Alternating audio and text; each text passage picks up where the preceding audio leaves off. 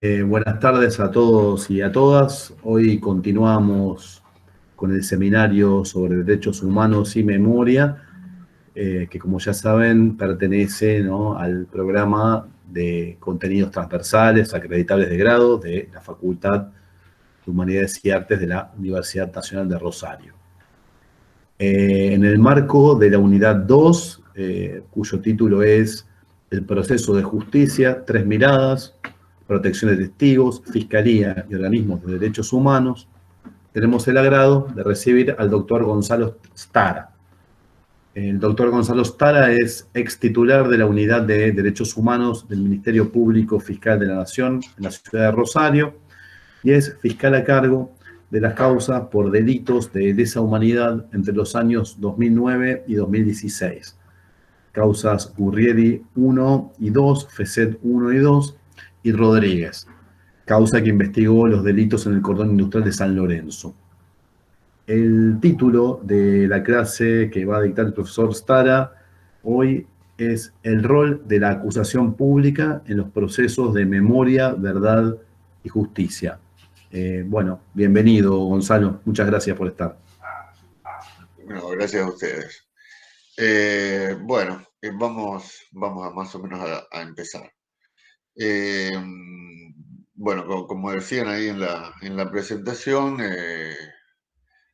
la Fiscalía, el Ministerio Público Fiscal, digamos, voy a contar brevemente después el proceso, pero bueno, en un momento determinado, a partir del año 2002 fundamentalmente y 2003, se desarrollan en todo el país ya los juicios, digamos, con pleno contenido penal contra, bueno, los represores en todas las jurisdicciones, fundamentalmente. El Ministerio Público Fiscal, digamos, o sea, se vio obligado a crear unidades especiales para colaborar, digamos, con los fiscales que estaban trabajando, digamos, en cosas cotidianas, en cosas diarias, fundamentalmente por la envergadura de estos juicios que eran gigantescos.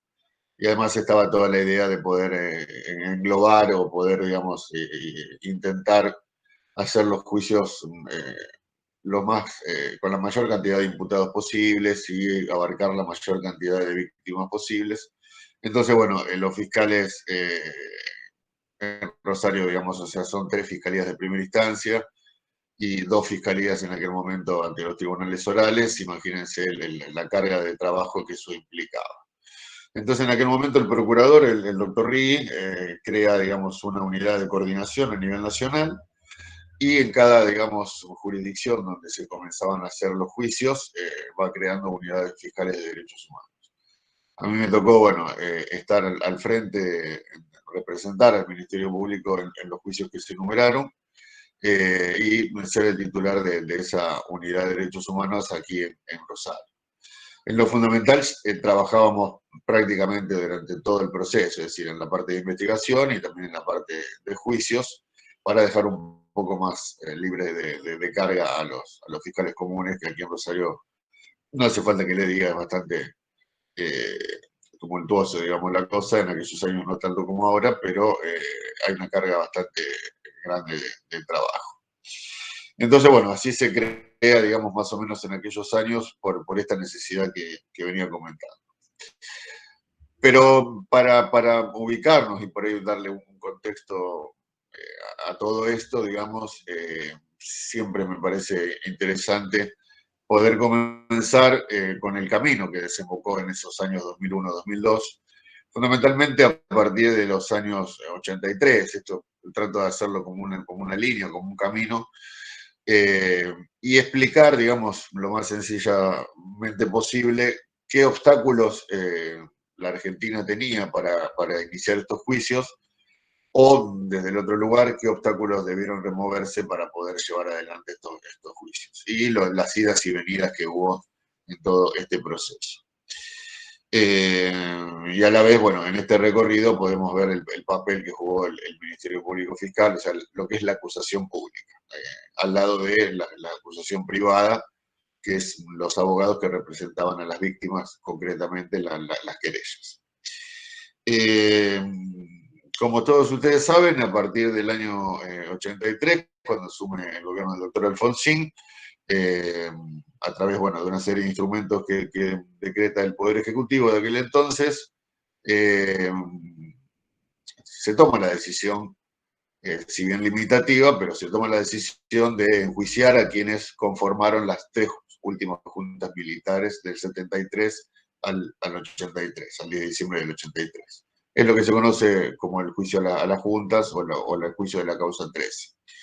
La expectativa del doctor Alfonsín era iniciar esos juicios a las máximas autoridades, a quienes habían tomado la decisión, y a través de una serie de fundamentos solamente podía, digamos, de alguna manera vulgar, bajarse de esas máximas autoridades aquellos comandantes que habían tenido algún tipo de responsabilidad operativa en las acciones, digamos. Pero la expectativa, digamos, estaba centrada en el juicio de la causa 13. En los primeros instrumentos que dicta el doctor Alfonsín, en los decretos donde instruye, digamos, al fiscal ante las Fuerzas Armadas, recuerden que no se aplicaba el Código Federal, sino que se aplicó el Código Militar en el juicio de la causa 13. Le instruía, digamos, al fiscal una serie de medidas y ya en aquellos fundamentos se encontraba de alguna manera lo que después va a desembocar en los años 80 y pico, 86 fundamentalmente, como conocidos como las leyes de impunidad, tanto en la ley de punto final como en la ley de obediencia debida. En lo concreto, digamos, ese decreto, como más o menos adelantaba, tenía la idea de limitar los juzgamientos, abarcar solamente a los que habían sido, habían dado las órdenes de accionar, y hasta ahí llegaba la expectativa, digamos, estaba basada hasta ahí la política de derechos humanos. En una serie de idas y venidas, bueno, comienza el juicio a la causa 13, lo que se conoce como el juicio a la causa 13, se desarrolla, digamos, bueno, en un marco bastante de tensión, pero se llega a una sentencia. En la sentencia, digamos, bueno, que la primera y segunda junta, digamos, son condenados, la tercera junta prácticamente no. No se juzgaba, digamos, si bien no se juzgaba la oportunidad, digamos, ni la decisión de lo que se llamó el combatir a la subversión, sino que se juzgaba en aquel entonces era el modo en el cual se lo había hecho. Con lo cual, digamos, ya estaba bastante enraizada la teoría de los dos demonios y hasta ahí, digamos, o sea, llegaba esas cuestiones y esa fue, digamos, la base ideológica que tuvo ese juicio. Sin restarle, digamos, que es fundamentalmente la base de todos los juicios que se hicieron después, incluso los que nosotros hicimos a partir del año 2009. Pero con esa impronta, digamos, o sea, con una limitación en los juzgamientos y juzgando fundamentalmente el modo en que se había llevado adelante esa lucha contra la subversión. Pero la sentencia de los jueces de la sentencia de la causa, digamos, 13, la Cámara Federal de la Capital Federal, en pleno, por eso había 6 jueces, todas las salas, digamos, de la Capital Federal, sorprenden con considerando, con algunos de los fundamentos, y en el último de los considerandos, en el considerando 30, además de condenar a la primera y segunda Junta Militar, envían todas las actuaciones al Consejo Supremo de las Fuerzas Armadas para que inicien, o en su caso, digamos, que esté adelantado o iniciado, digamos, el enjuiciamiento a todos los comandos de zona, subzona y áreas. Esto es un diagrama que formalizó, digamos, la dictadura militar, donde el país fue dividido, digamos, en 6 zonas. Cada zona, digamos, o sea, que abarcaba varias provincias, estaba a su vez dividido en subzonas y cada subzona a su vez estaba dividido en áreas. Un diagrama, digamos, por supuesto, digamos, militar. La zona, digamos, que abarcó el Rosario y el Gran Rosario fue la zona 2. Y la subzona 21 sería concretamente Rosario. Ese considerando 30, bueno, trajo mucha satisfacción porque permitía, digamos, no solamente enjuiciar a los comandantes, a los integrantes de la Junta Militar, sino, digamos, o sea, comenzar a bajar en aquellos que habían cumplido aquel plan. Recuerden que ya estaba dictada la sentencia, digamos, y ya se había dado por probado, digamos, que se habían impartido órdenes ilegales, que esas órdenes ilegales, por supuesto, bajaban a través de la cadena de mandos. La dictadura militar no inventó nada, sino que utilizó la orgánica que ellos ya tenían dada, con lo cual las órdenes bajaban y subían, y la información, digamos, bajaba y subía a partir de las cadenas de mando normales que tenía el ejército, con la incorporación, digamos, de otros factores como era la Policía Federal, la Policía Provincial, la Gendarmería, etcétera. Algunos factores que no participan en lo cotidiano, digamos, con funciones del ejército. Con lo cual, bueno, trajo mucha satisfacción, pero excedía obviamente las expectativas que veníamos charlando del doctor Alfonsín en cuanto a la política de derechos humanos. La primera medida que toma Alfonsín es sacar una serie de instrucciones al fiscal general ante el Consejo de las Fuerzas Armadas, donde es uno de los primeros obstáculos a cumplir ese considerando. Las instrucciones, digamos, palabras más, palabras menos, partían o ordenaban, digamos, al fiscal que actuaba que partir de la base de que todo aquel que se encontraba en la cadena de mando, en un paso inferior, en un escalón inferior, a los miembros que habían sido condenados, a los miembros de las juntas militares, partía de la presunción de que habían actuado con una capacidad decisoria reducida y que habían actuado fundamentalmente bajo una obediencia debida. Con lo cual, digamos, o sea, se había invertido básicamente la cuestión, digamos, jurídica, porque no se puede partir de esa presunción, sino que hay que probarla fundamentalmente, y la excepción era salirse de esa desobediencia. La finalidad, por supuesto, que era volver a foja cero, es decir, quedarnos con la condena de la causa 13 e impedir, salvo aquellos supuestos donde hubiesen excesos, es decir, no un cumplimiento estricto de la orden dada por la Junta Militar, sino un exceso en ese cumplimiento, con lo cual era bastante difícil, digamos, que alguien se aparte de esas órdenes ilegales, con lo cual, digamos, comenzaron, digamos, a truncarse aquellas investigaciones, a perder impulso, y eran años complicados, con lo cual los militares, digamos, que tenían todavía las máximas jefaturas en el ejército, bueno, hacían todo lo posible para que eso fracase. Esto trajo, bueno, una serie de repudios de los organismos de derechos humanos, fundamentalmente porque personajes, digamos, como Galtieri, personajes como Díaz Besone, que habían, bueno, después terminaron con papeles muy protagónicos en las juntas militares, pero fueron jefes de la zona 2, con lo cual su responsabilidad era palpable, digamos, y era evidente.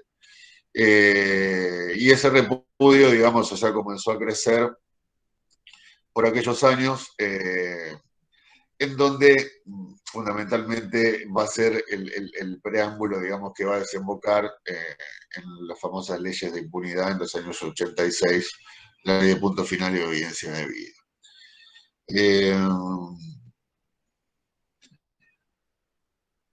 En lo que respecta a nuestra jurisdicción, un paso previo, digamos, a esas leyes, pasó, digamos, generalmente en todo el país igual, pero aquel impulso que comentaba recién, que se dio con el considerando 30 de la sentencia de la causa 13, Alfonsín seguía dándole la oportunidad a los militares de juzgarse a sí mismos, por eso se legislaba, actuaban, digamos, fundamentalmente fiscales militares, jueces militares, y se aplicaba el Código de Justicia Militar. Alfonsín entendía que había que darle la oportunidad a los militares de juzgarse a sí mismos.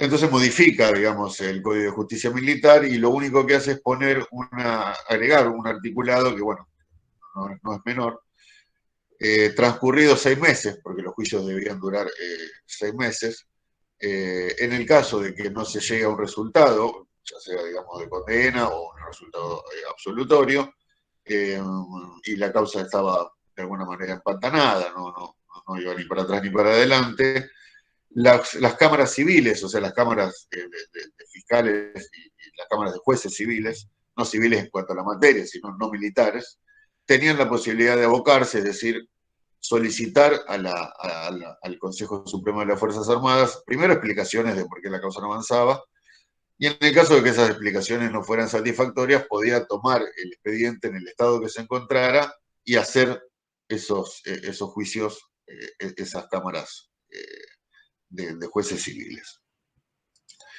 Esto antes de la sanción de las leyes pasó en todo el país, y acá en Rosario también. O sea, el Consejo Supremo de las Fuerzas Armadas comenzó a iniciar los juicios aquí, con esas demoras, o sea, desfilaban, digamos, personal militar muy inferior, no eran llamados, digamos, o sea, no fue llamado, por ejemplo, nunca a declarar, digamos, ni Galtieri, ni de Avesone, ni siquiera, digamos, las cúpulas de la inteligencia militar, mucho menos, digamos, las máximas autoridades policiales, con lo cual era medio un como si ese avance de los juicios.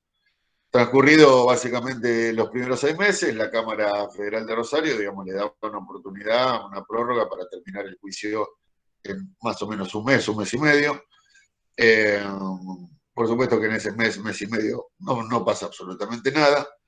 Y así, previamente, digamos, antes de las sanciones de las leyes, en los años 86, la Cámara se aboca al conocimiento de las investigaciones. Pero bueno, habían pasado, no solamente la cuestión no era tan sencilla, digamos, a nivel, digamos, jurídico, sino que ya habían pasado 2 años desde esa iniciativa. Se había desalentado fundamentalmente a las víctimas, digamos, bueno, que veían cómo esto se iba diluyendo, y también en lo fundamental se iba perdiendo pruebas. Ustedes recordarán, digamos, el famoso robo a tribunales, donde como la palabra lo indica, se robaron toda la prueba que juntó un juez provincial. Ustedes preguntarán por qué la prueba la tenía la justicia provincial de acá de Rosario, un juzgado penal de instrucción, con los 4 o 5 empleados que tenía en aquel momento, porque se tardó mucho, digamos, en tomar una determinación, fundamentalmente la Corte, en cuál era la justicia que debía intervenir en caso de que no intervenga la justicia militar.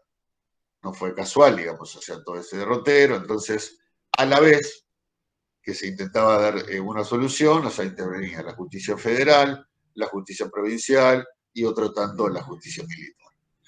Bueno, en esa maraña, digamos, que no avanzaba ni para atrás ni para adelante, la justicia provincial logra, a través de varios allanamientos, secuestrar, digamos, y allanamientos de casas de personas que habían tenido un papel protagónico de inteligencia, en aquellos años, y encuentra una gran cantidad de documental, que fue lo que en lo fundamental, digamos, se robaron todo aquella noche en la justicia provincial, entraron, digamos, al juzgado número 10 de instrucción de Rosario y se robaron toda la documental que se había juntado en aquellos 3 o 4 allanamientos muy importantes que hubo por aquellos años.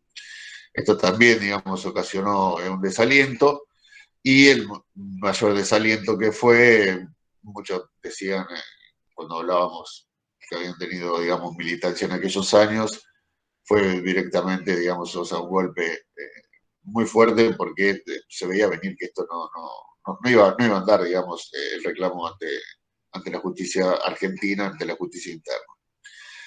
Y así fue. En los años 86 se dicta primero la ley de punto final, que bueno, le daba un plazo para que las investigaciones avancen, y terminado ese plazo no se podía investigar más.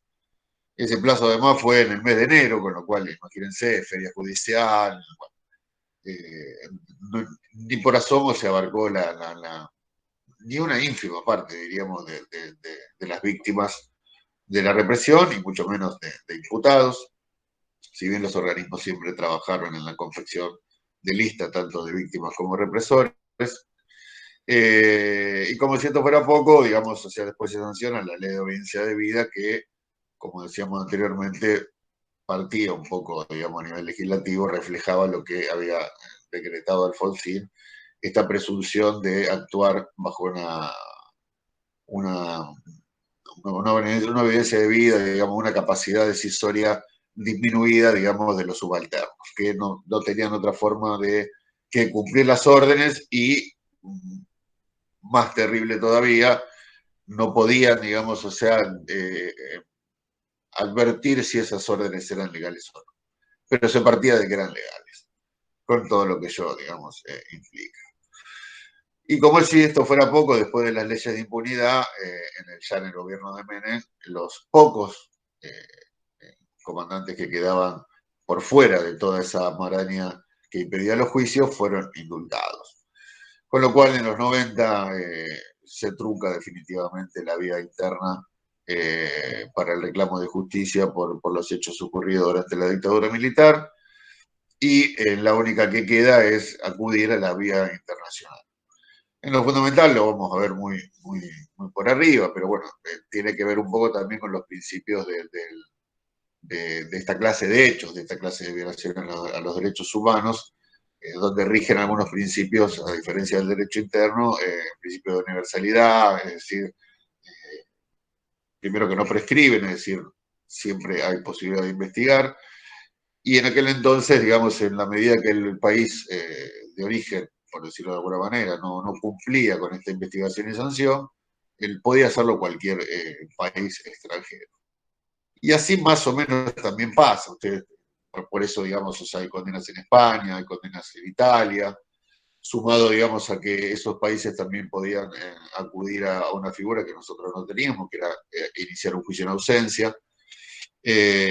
Con lo cual, digamos, se da un poco a la inversa, es decir, en algún momento, mientras los juicios se llevaban acá, los represores, digamos, trataban de salir de Argentina, y sancionadas las leyes de impunidad en Argentina, los represores trataban de volver al país.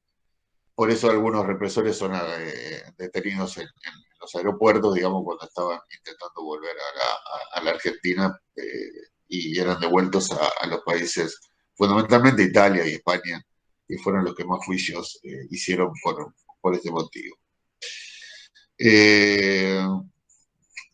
Y así más o menos estamos en los años 90, decíamos 91, 90, 91 es donde se trunca definitivamente.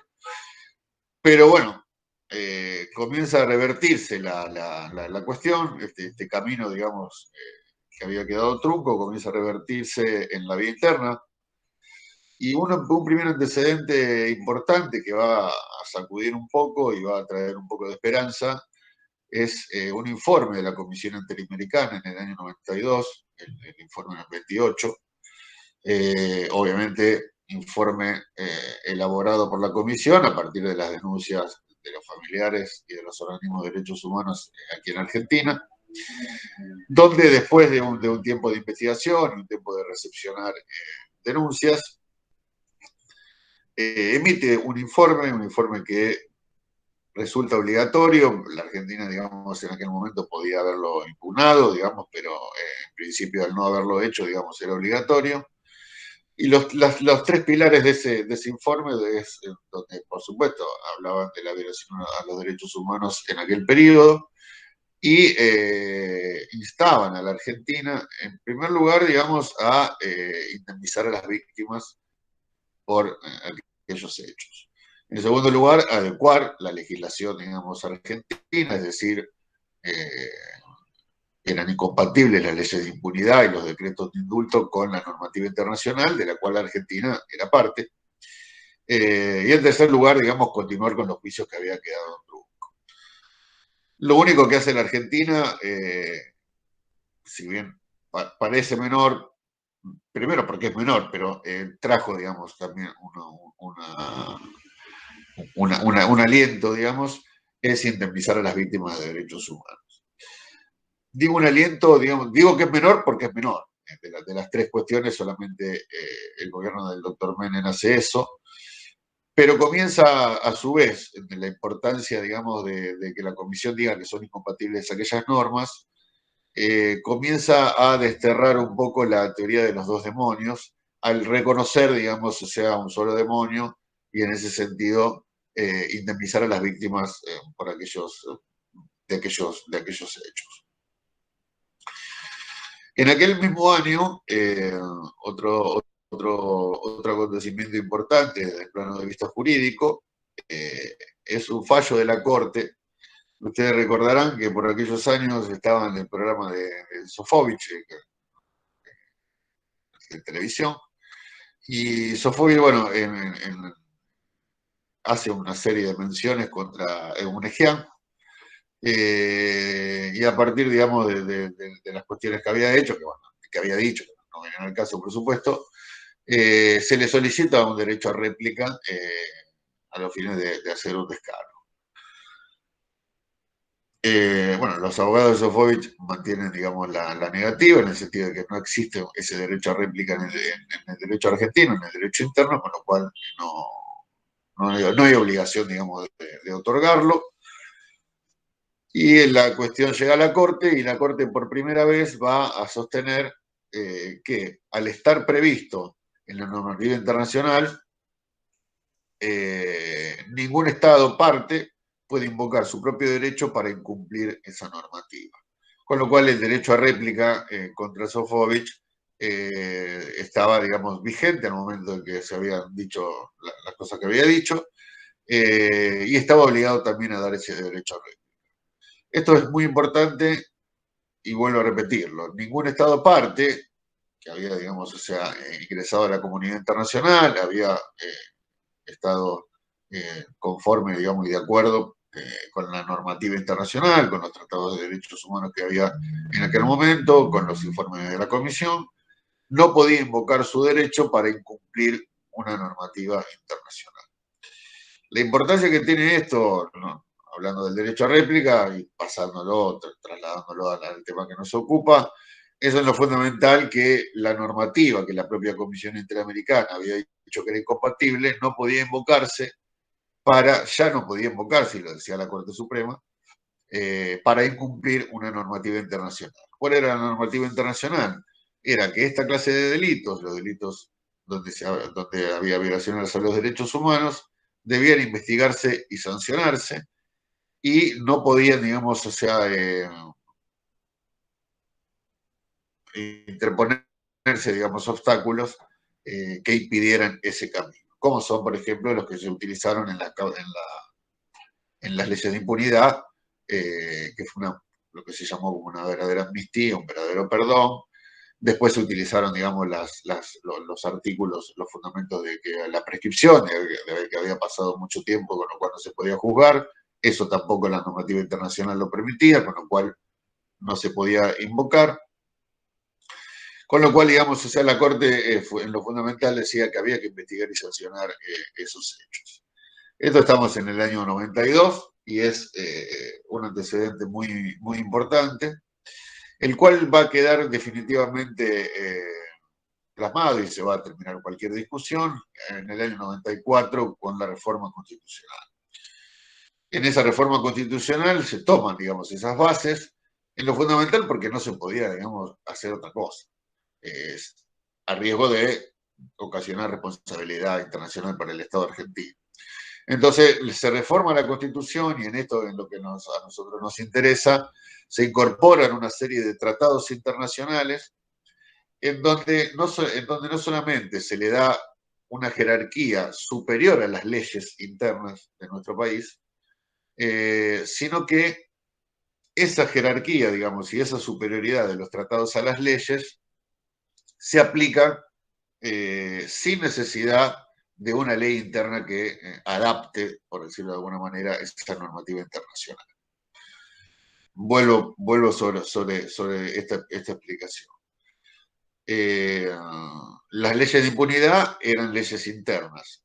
El principio general del derecho es que una ley posterior deroga una ley anterior, con lo cual la misma jerarquía que tenían los tratados con la ley de impunidad, al ser posterior las leyes de impunidad, habían de alguna manera derogado a los tratados internacionales, porque los dos tenían esa misma jerarquía. Con esta reforma constitucional se le da carácter constitucional a los tratados y tienen superioridad estos tratados sobre las leyes, con lo cual ese argumento ya no podía ser utilizado. Y el otro argumento, digamos, que tiene que ver también con una cuestión interna de la Argentina, era que no se necesitaba una ley del Congreso para introducir a la vía interna, que sea una ley interna la Argentina esos tratados, sino que esos tratados, el Estado argentino, al ser parte de la comunidad internacional, debía y estaba obligado a aplicarlos. Esto es un hecho muy importante porque es lo que cambia fundamentalmente el panorama, fundamentalmente, como digo, desde el punto de vista jurídico, y comienzan a caerse los argumentos que se oponían al inicio, digamos, de los juicios. En el año 96 salen dos juicios, dos fallos de la Corte muy importantes que tienen que ver con lo mismo, que son Girolli y Gramajo, no todavía en cuestiones de derechos humanos, pero sí, digamos, en otras cuestiones, pero reflejan lo que después va a ser todo un derrotero hasta que pudimos iniciar los juicios. En lo fundamental, se sostenía en esos dos juicios del año 96, ya con la reforma constitucional sancionada, era que la normativa internacional, lo que se llamaba el bloque de constitucionalidad, es decir, era un bloque literalmente conformado por los tratados, es decir, la ley escrita internacional, pero también por las opiniones de la Comisión Interamericana, los fallos de los tribunales internacionales, fallos del Tribunal Europeo, bueno, después se van creando, digamos, algunos mecanismos más con los años, pero en lo fundamental, digamos, todo ese bloque de constitucionalidad que se llamó era la guía, digamos, que debían seguir los jueces para interpretar un derecho, digamos, o la amplitud de un derecho o no.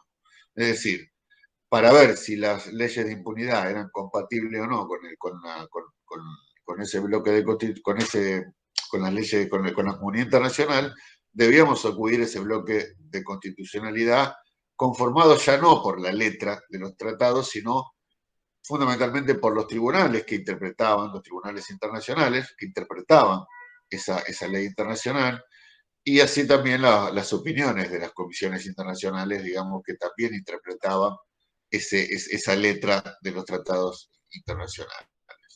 Esto ya la Argentina, digamos, lo comienza a decir, no tan así como lo estoy diciendo yo, un poco más tímidamente, pero comienza a revertirse con un poco más de rapidez la cuestión, digamos, de los juicios.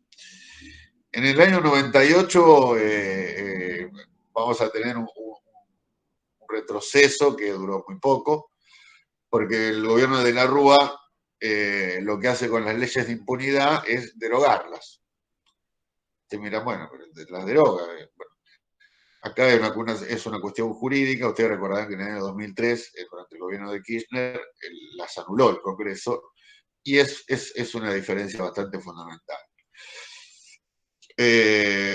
Recordemos dos minutos antes del año 98, digamos, o sea, la Corte la Corte de la Argentina, venía sosteniendo que la normativa internacional se aplicaba tal cual, digamos, venía dada por la interpretación que se hacía, y no se necesitaba más nada, con lo cual las leyes de impunidad eran incompatibles y inaplicables.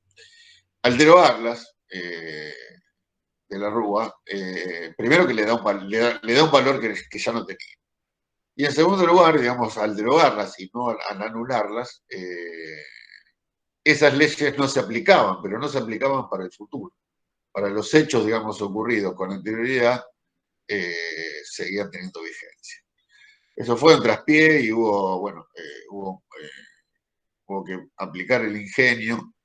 En lo fundamental servía, tomamos un camino en aquellos años, yo no integraba el Ministerio Público todavía, era abogado de familiares, de víctimas de terrorismo de Estado, y digo, bueno, el ingenio porque se comenzó a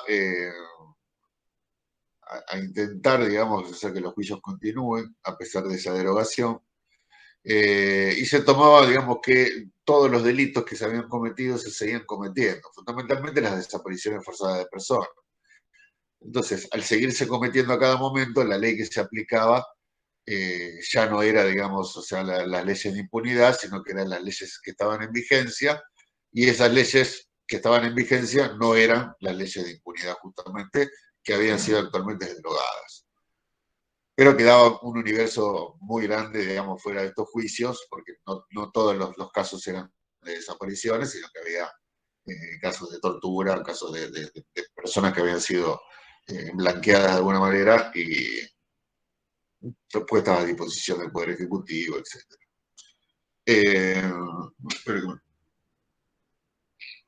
Un segundito, disculpen.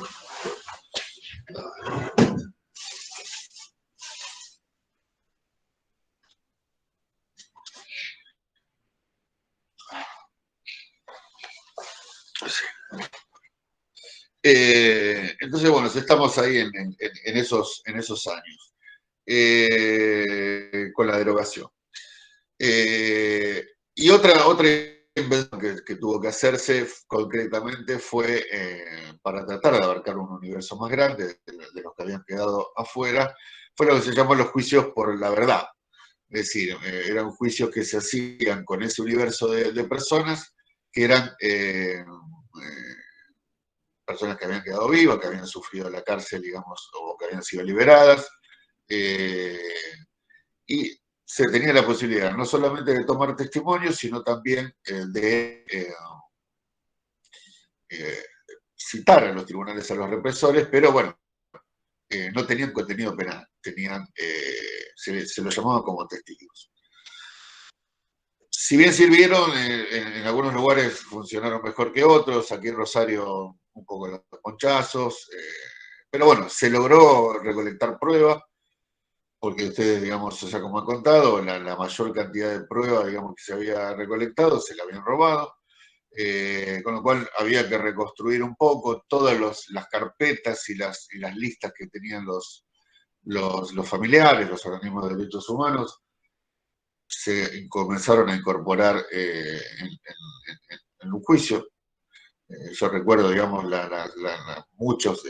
esta frase que era: usted no sabe lo importante que es poder aportar ante un juez esta prueba que tengo, porque era imposible, digamos, aportarla. Es una frase muy repetida en aquellos años. Hasta que en el año 2001, en lo fundamental, se comenzaron tímidamente a plantear la inconstitucionalidad de la aplicación de estas leyes, de la ley de impunidad, que sorpresivamente seguían, digamos, para los jueces seguían estando vigentes. Hubo algunos jueces que declararon la inconstitucionalidad, y en el año 2003, con la anulación por parte del Congreso de esas leyes, ese impulso que se había tomado, digamos, no pudo pararse, y así comenzaron un poco los juicios. Miren ustedes el tiempo que había pasado, es decir, habían pasado casi 10 años desde la reforma constitucional, donde, bueno, con estas cuestiones que he mencionado, de plena operatividad de los hechos, de poder avanzar sobre los juzgamientos. Y en el 2004 tampoco, digamos, o sea, es que sin lugar a dudas todos los jueces del país, o sea, declaraban la inconstitucionalidad de las leyes y reabrían los juicios que habían quedado truncos o nuevas investigaciones. Fue bastante engorroso, se demoraba mucho, había infinidad de planteos. Nosotros, cada escrito que presentábamos en aquellos años, no había menos de 10, 15 planteos por parte de los defensores, ya sea, digamos, de que los delitos estaban prescriptos, de que era nula la ley que se había sancionado, de que tenían vigencia las leyes de impunidad. Y eso, digamos, si bien uno parece que es fácil sortearlo, puede ser, las primeras veces no era tan fácil, pero lo que ocasionaba es una gran demora. Esas 15 o 20 incidencias que se planteaban, digamos, o sea, en el mejor de los casos eran rechazadas por los jueces, pero había que esperar el fallo del superior, digamos, y a su vez ese superior tenía otro superior. Entonces llegábamos ante la Corte de Casación, que está en la capital federal, para que para que la Cámara, digamos, diga que teníamos razón nosotros, pero ya habían pasado por cada planteo, habían pasado 6 meses como mínimo, digamos, en el mejor de los casos, ¿no? y los pedidos de indagatoria, es decir, la convocatoria, digamos, a los represores también, digamos, se lentificaba, digamos, por estas cuestiones. Esto toma un gran impulso y así es donde, de alguna u otra manera, llegamos a los años 2005, 2006, donde esto ya toma otro color. Y aquí en Rosario, digamos, se da el primer juicio. No es la primera investigación, porque la primera investigación fue básicamente lo que se llamó la causa FC, que ahora brevemente la voy a explicar, pero sí, el primer juicio, digamos, aquí en Rosario fue en el año 2009, en agosto del 2009, y bueno, tuve la posibilidad de representar al Ministerio Público, y era la Quinta de Funes, era contra lo que era la inteligencia militar, contra el destacamento de inteligencia 121, es decir, el grupo que hacía, digamos, que se encargaba de la inteligencia a nivel, digamos, militar, dentro de lo que era la zona 2 y la subzona 21 en ese diagrama que habían trazado la represión, digamos, en aquellos años. Ese juicio duró prácticamente un año. Eran juicios, digamos, bastante complejos, eran muy tensos porque los represores, digamos, estaban dentro de la sala, las víctimas declaraban a espaldas de los represores, había una gran, digamos, o sea, una gran confusión, digamos, también. Las víctimas, imagínense que habían declarado, las que habían declarado hacía muchos años. Con lo cual no era sencillo, digamos, guiar el interrogatorio, intentar, digamos, tomar los elementos fundamentales que nosotros como Ministerio Público debíamos tomar, sin coartar, digamos, lo que la víctima o el familiar de la víctima venía a decir, que también, digamos, era muy importante. Ese juicio salió bien y fue de alguna manera la base, digamos, de todos los juicios que se hicieron, digamos, por delante. Y el segundo juicio, digamos, acá en la ciudad de Rosario fue el que nombraba recientemente, el de la causa FC, que ya ahí, digamos, o sea, la toma, si bien, digamos, la primera causa sienta las bases, suspendo un segundo FC, en lo fundamental sienta las bases se aportan, o sea, se aportan como prueba lo que fueron las directivas secretas que utilizó la dictadura militar para llevar adelante, digamos, la lucha contra la subversión, como ellos le llamaban. Y tenía que ver con esto, de que la dictadura militar no inventó nada para hacer eso, sino que utilizó, digamos, la orgánica que ya había dada y utilizó, digamos, la legislación que ellos también tenían dada. Entonces se adaptó esa legislación, que por supuesto se mantuvo secreta durante muchos años, y pudimos incorporarla, digamos, a aquel primer juicio y ahí estaba, digamos, con mucha claridad la normativa que habían cumplido los militares para llevar adelante, digamos, esta cuestión. Y decía que el juicio, digamos, si bien el primer juicio sentó las bases, el segundo juicio, al tratarse del centro clandestino más grande de la provincia, lo que era en aquel momento la jefatura de policía, comandada por FC, dio, digamos, o sea, otra mirada, digamos, y nos acercamos mucho más a lo que había sido en nuestra zona, fundamentalmente la represión. Había sido un centro de interrogatorio, digamos, y desaparición gigantesco. Había sido conducido directamente por lo mismo que la inteligencia militar, pero bueno, la inteligencia de la policía, conformada por, bueno, obviamente por el Comando Radioeléctrico, las sesiones judiciales y todo un grupo de operativos, digamos, policías, que eran los que nos secuestraban, llevaban, digamos, a ese centro clandestino y de interrogatorio a las víctimas, y ahí, digamos, se ocupaban, como dije recién, de interrogarla, de sacar información, y eso permitía, digamos, la circulación de información que después eran volcadas En algunos casos, para poder capturar, digamos, a otras personas y en otros casos para volcarla a los expedientes judiciales, porque no todos, digamos, fueron desaparecidos, sino que algunos fueron llevados a penales comunes, a Coronda, digamos, a distintos lugares del país, y esa información que se recolectaba bajo tortura se usaba luego eh, en aquellos expedientes. Ese juicio duró 2 años, fueron 130 víctimas y hubo 8 o 7 represores sentados aquí en ese lugar. Y fue lo que nos permitió de alguna manera advertir un poco más de cerca el mecanismo, digamos. O sea, el rol que había ocupado, digamos, cada fuerza en esta lucha contra la subversión, qué papel había jugado el centro clandestino de jefatura, y toda la logística que se había usado, que después eso sí se crea de base, es decir, parecen temas menores, pero poder advertir, digamos, o sea, los autos, el personal, los apodos que se escuchaban repetidamente, eso, digamos, se comienza a replicar en los siguientes juicios, en el juicio, digamos, que se llamó FC2, y en el 3 y en el 4, y va a seguir sucediendo cada vez que se hagan esos juicios.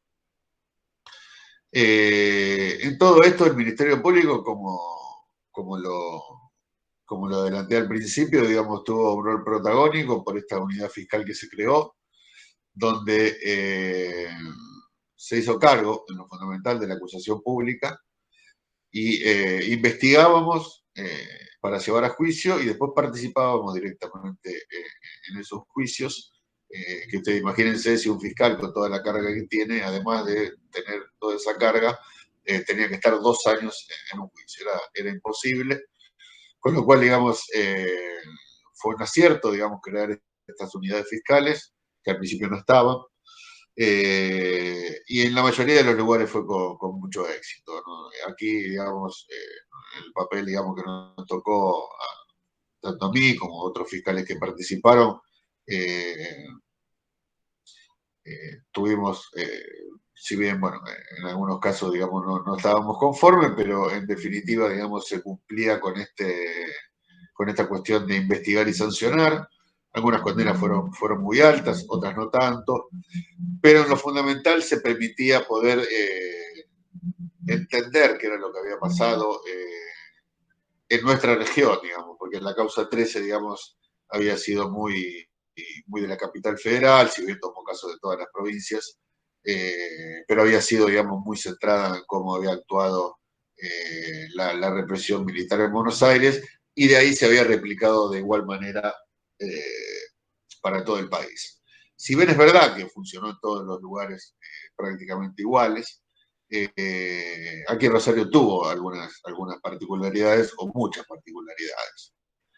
Principalmente, digamos, por la impronta que tenía Agustín Fessé, que si bien era gendarme, actuaba, digamos, como jefe policial, con lo cual ahí entre el ejército y la policía siempre hubo una cuestión de tirantez que no se dio en otros lugares del país, y eso nos permitía poder entender algunas operaciones, nos permitía entender, digamos, o sea, quiénes eran los que tomaban las decisiones en aquellos años.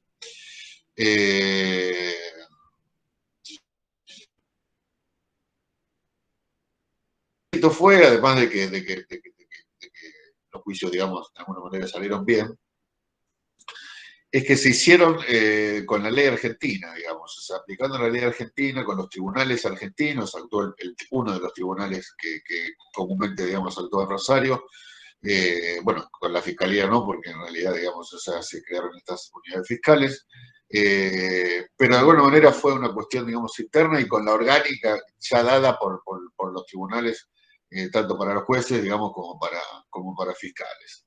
Que no se había dado en otros lugares o en otros tiempos donde tanto el tribunal como la legislación que se aplicaba para esos juicios era creada con posterioridad. Aquí se aplicó la ley vigente en aquel momento, las figuras penales vigentes en aquel momento, por supuesto, con la particularidad de que al tratarse de delitos de lesa humanidad, estos delitos, digamos, no prescribían, no podían ser amnistiados, debían tener la mayor sanción posible dentro de las figuras aplicables. Y en el caso de no ser juzgados aquí, que era lo que en realidad, digamos, venía pasando hasta no mucho tiempo atrás, lo iba a juzgar, digamos, otro país. Con lo cual, al revés de lo que sucedió en años anteriores, los tribunales de Francia, los tribunales de España, los tribunales de Italia enviaban, digamos, a la fiscalía, enviaban a los tribunales la prueba de aquellos juicios, la prueba que habían podido colectar, con lo cual se hizo un volumen bastante interesante para poder trabajar y se condenó, a decir verdad, digamos, a los pocos que estaban identificados, porque nosotros tuvimos 12 personas, 15 personas de la estructura de la inteligencia militar y otras tantas, digamos, otras 15, 12 de lo que fue la inteligencia policial, digamos, de este grupo que actuaba en, en el servicio de informaciones. Por supuesto que aquí conspira la edad, o sea, muchos represores, digamos, murieron, muchos represores, digamos, si bien estaban vivos, no podían ir a juicio por cuestiones de edad. Y después, bueno, se fue también lentificando porque no podían ni asistir, digamos, o sea, a los juicios. Pero toda esa prueba fue bastante... me está saliendo sangre de la nariz, disculpe.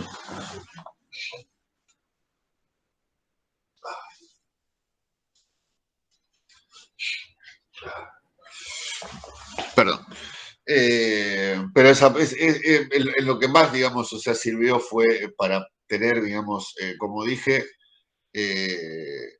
la totalidad de prueba que se había colectado en tribunales internacionales, la totalidad de prueba que se había colectado aquí. Y una de las cosas más importantes es que un juez, un tribunal, conformado por 3 jueces, había sostenido un poco más, con un poco más de profundidad que los jueces de la causa 13, que lo que denunciaban las víctimas había ocurrido. Y no es un tanto menor, digamos, y lo decían los jueces, digamos, no lo decían ya solamente las víctimas. Con lo cual, eso fue una cuestión importante y... Un poñito me sale en la noche. Había sido fue una de las cuestiones importantes, digamos, una de las cuestiones más importantes que sucedió. Que lo que se denunciaba había ocurrido. Y había ocurrido de la manera que se denunciaba. Porque las defensas de los represores, en algunos casos, por supuesto, negaban directamente que el hecho había ocurrido, pero en otros casos, digamos, no negaban la ocurrencia de los hechos porque eran inocultables, pero sí negaban su participación. Y en ese conocimiento que se fue profundizando en lo fundamental en el FC, en la causa, digamos, FC1, que se llama, y después en la causa FC2, era la imposibilidad de que nos oculten, digamos, cómo se transmitían las órdenes, los roles que había ocupado cada uno, por ese mayor conocimiento que tuvimos de la orgánica, de que se utilizó la misma orgánica. Uno enseguida piensa que se conformaron escuadrones especiales o se utilizó exactamente la misma orgánica, la misma planta, digamos, policial, la misma planta militar y se aplicaron las mismas normativas militares, solamente que para otra cosa. Y la satisfacción de las víctimas, como dije recién, y de los familiares de que un juez diga que era verdad lo que ellos habían dicho durante tanto tiempo. Con lo cual, bueno, es una apretada síntesis, digamos, en la idea de, primero, plantear un recorrido de por qué nosotros, 40 años después, podemos hacer juicios con el código que se aplica para alguien que vende estupefacientes, con los mismos jueces, digamos, que trabajan, digamos, y dictan sentencia a lo mejor por tráfico de estupefacientes, no tanto con los mismos fiscales, pero de alguna manera también colaboraban. Y los defensores, o sea, los que no tienen defensores privados, digamos, tenían la defensa pública, con lo cual eso fue muy importante y fue prácticamente pasó aquí en Argentina y con la velocidad, digamos, que sucedió. Y en ese recorrido, bueno, que me parece útil para dar respuesta en algunas cosas, ahí vemos el papel, digamos, del Ministerio Público, que por supuesto actualmente también se sigue haciendo cargo de la misma manera y sigue llevando adelante estos juicios. Obviamente a veces con mayor lentitud, porque, bueno, la edad conspira mucho. Los años conspiran en cuanto al término, digamos. O sea, nosotros actuábamos del 76 al 83 y siempre intentábamos, digamos, bajar en algunos casos, digamos, al 75, 74 fundamentalmente, donde si bien había gobiernos constitucionales, las prácticas utilizadas, digamos, habían sido las mismas. Entonces, ese mayor conocimiento que tuvimos en los juicios de ir a las prácticas, pudimos, digamos, advertirla, pudimos conocerla con detenimiento y podíamos aplicarla, por ejemplo, como hechos como el de Villa Constitución, que ocurrió en el 75. E incluso, digamos, subir después del 83, cuando las consecuencias de lo que había hecho la dictadura perduraban después del 83, como fue, por citar algunos ejemplos, el caso de Vigil, donde, bueno, no solamente se entró a punto de pistola en aquel colegio, sino que se robaron todos los bienes y todo ese cúmulo, digamos, de bienes se siguió robando después del 83 con una enmascarada, digamos, liquidación de una quiebra, digamos, o sea, porque la Vigil no podía pagar los créditos, algunas historietas así que se dijeron. Pero y eso, digamos, o sea, también era difícil, pero bueno, se fue logrando de a poco, con lo cual hoy no conocemos mucho, pero conocemos más que antes. Conocemos más que antes y eso es bueno porque permite, digamos, permite iniciar nuevos juicios. Estos dos ejemplos que puse, digamos, el de Villa Constitución en el 75 y el de Vigil que sobrepasa el 83, son claros ejemplos. Pero lamentablemente la edad conspira y ese conocimiento a veces no lo podemos volcar o no lo pudimos volcar más que a lo mejor en una charla porque los imputados se murieron. Al margen de que tampoco, digamos, del listado de apodos, por decir algún ejemplo, conocemos a qué nombre es real. Eso es muy difícil, digamos, a estas alturas, porque también las víctimas o los familiares también lamentablemente se van muriendo o van, digamos, teniendo confusiones y eso, bueno, se dificulta. Pero como conclusión, digamos, o sea, creo que ha sido un trabajo satisfactorio. Obviamente, digamos, yo he estado al frente del Ministerio Público, pero ha sido el Ministerio Público, la Unidad de Derechos Humanos que colaboraba y que llevaba adelante, digamos, o sea, tenía básicamente unas 10 personas, con lo cual era un equipo de trabajo formidable, aceitado, y elaborábamos muchas horas, no solamente los 3 días que había juicio, que terminaba como a las 11 de la noche, sino que trabajábamos a la mañana y el equipo de trabajo que teníamos estuvo siempre ahí en lo que necesitáramos. El juicio oral tiene una dinámica que no permite, a veces no permite, digamos, tomarse ningún tiempo. O sea, el testigo se te va, el imputado se te va y se te va y se te va. Y si no le preguntaste, no le preguntaste. Al margen de que hay un dinamismo de respuestas y de planteos que tienen una velocidad distinta, y el equipo de trabajo estaba siempre ahí, aportando, trayéndome algún papel, alguna cuestión, con lo cual el saldo es positivo, muy positivo. Por supuesto que, como se dice siempre, resta mucho por conocer y cada vez, por supuesto, con más dificultades. Pero bueno, ese era un poco por lo menos brindar este panorama y en este recorrido cuál fue el papel del Ministerio Público Fiscal a través de la creación de unidades fiscales. Bueno, eso era un poco lo que más o menos teníamos la idea de charlar y bueno, si quieren hacer alguna pregunta o no sé cómo lo podemos hacer. Bueno, gracias Gonzalo.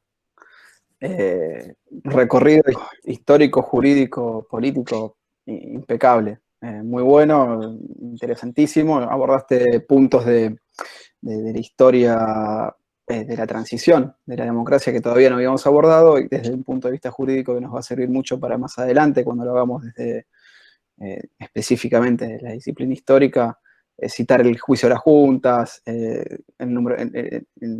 considerando el número 30, que fue el que abrió el camino para condenar por fuera de los criterios de responsabilidad que había establecido Alfonsín. Es muy importante. O sea, de hecho, ese punto 30 desencadena mucho del proceso político posterior que termina en Semana Santa en el 87, después de la Convención Constituyente del 94, lo trajiste a colación. Eso estuvo excelente, muchas gracias. Yo, antes de abrir el espacio a los demás, a los y las participantes del seminario, o a Federico mismo, que podría hacer alguna pregunta, yo te quería consultar un par de cuestiones, pero la que más me llama la atención, la que más me interesa, que vos podrías ayudarnos a pensar, es que los fallos en los juicios de lesa humanidad que tuvimos en Rosario, y muchos otros, pero son los que más conocemos, se suele condenar con la figura de lesa humanidad en el marco de un genocidio, ¿no? Y eso en gran medida representa un consenso, que es una palabra problemática, pero un consenso que se ha sabido construir en la calle, con las luchas políticas y sociales, pero que en el campo jurídico cuesta un poco plasmar. Entonces, en primer lugar, me gustaría preguntarte, consultarte, que nos cuentes por qué se condena por lesa humanidad en el marco de un genocidio y no por genocidio, que es como comúnmente solemos denominar al proceso de reorganización nacional o a la última dictadura, ¿no? Por un lado eso, y cómo esa limitación, si es que es por una limitación, moldeó tu estrategia de trabajo, cómo la limitó y cómo imaginaste estrategias para sortear esas limitaciones.